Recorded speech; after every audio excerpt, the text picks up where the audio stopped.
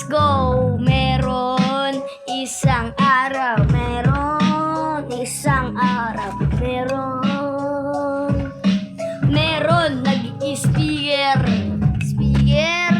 natin, mag-speaker tayo dahil walang natuturang ingay yan dito sa Pilipinas ngayon. Napakainit ngayon. Na bakit kaya napakainit ngayon para maraming tayo? Napakainit ngayon dito sa Pinas. Napakainit ngayon.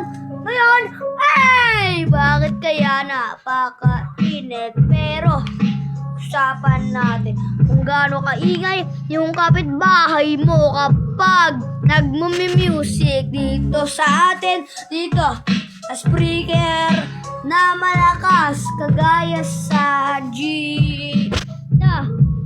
Imagine mo na lang na napakalakas ang pagka bug mong jeep. Napakaingay ng mga Pilipino ngayon dito sa Pilipinas. Bakit kaya? Bakit kaya napakainit?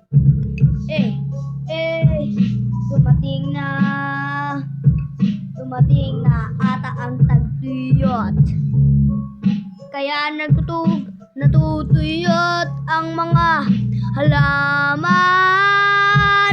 Bakit kaya? Natutuyo na ngayon yung mga halaman ngayon dito sa Pilipinas. Let's go! Bakit kaya nanunuyo yung mga halaman dito sa Pilipinas?